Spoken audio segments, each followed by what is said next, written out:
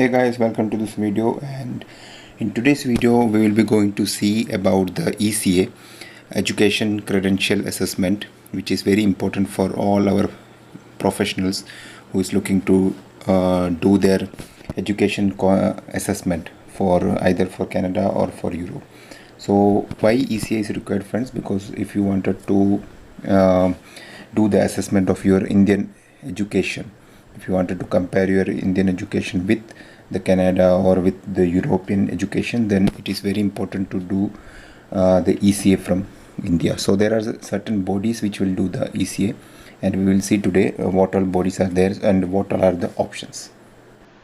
So first of all, I will give a scenario. For example, if our HSC professionals, they have the BTech in industrial safety, or if someone have done masters or MBA in industrial safety, then how you will do your ECA for the Canada or for the Europe.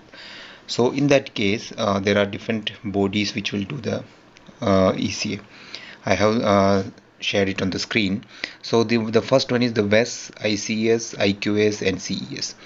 The most important, the most popular body is the WES, which is World Education Service. It is very famous, very popular in India and in other countries, and they will do, or I must say, they will take only 1 to 3 months to complete your assessment if you do through the WES.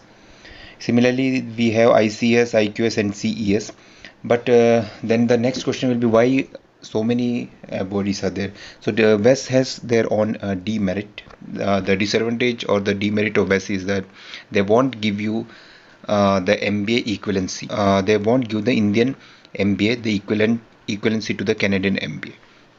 So if you have done MBA in industrial safety, then they will be considering it as a bachelor's degree. They won't give you the points for the MBA.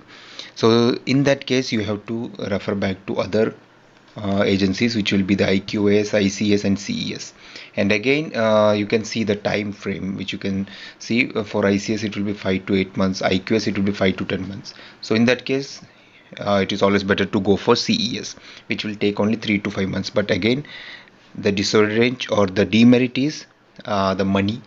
The amount is quite high. You have to pay for every credential separately. But in case of WES, if you have assume you have masters, you have BTech also, then in that case for WES the fees will be same for both the documents, but for CES you have to pay separately. So this is what the major difference. And in next video we will be seeing how to get the transcripts from your university. How can you request it back to do your ECA.